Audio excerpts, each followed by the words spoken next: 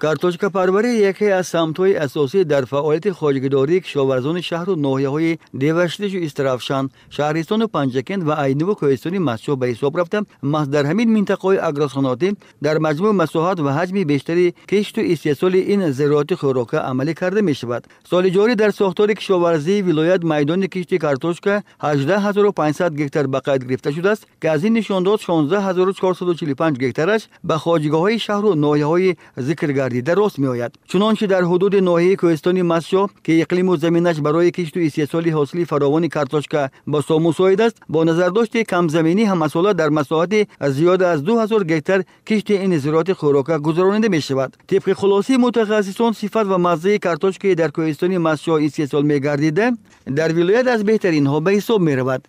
ناحیه کوهستان مسجو ناحیه اگراری بوده، اکثر درآمد اهالی از حساب سایه کشاورزی به دست می آید.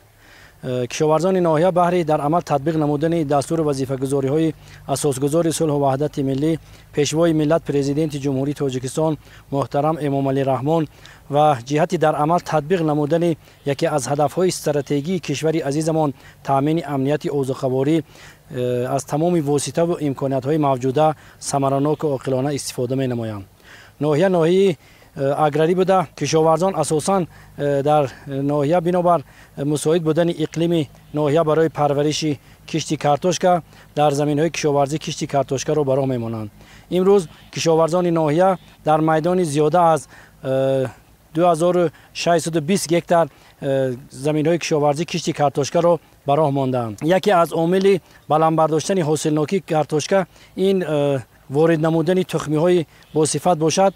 با دستگیری مقامات اجرایی حاکمیت دولتی ناحیه در اساس دستور وظیفه‌گذاری‌های پیشوای معظم ملت امروز ما شاهد پرورش و نشأه‌نمای کارتوشکا در ناحیه کوهستان مسجو گردیده ایستاده‌ایم. باید تذکر داد که در کوهستان مسجو نیز بعد تجدید از نو تشکیل‌دهی خواجگاه‌های کلان حجم دهقانی امروز شماره زیادی خواجگاه‌های خرد دهقانی عائلوی و انفرادی به میدان فعالیت برآمده. در استفاده ثمرناک زمین‌های کشاورزی بلند برداشتن بازده زمین و فراوان حاصلی زراعت کشت شده به نتیجه‌های دلخواه نائل گشتند. یادآور میشیم که در ناحیه کوهستان مسجو هم سال حاصل بلند کارتوشکا رویانیده می شود که این پیش از همه به آب و خاک و اقلیم این منطقه خوش آب و هوای ولایت و مهنت پر زحمت خواجگیداران وابستگی دارد.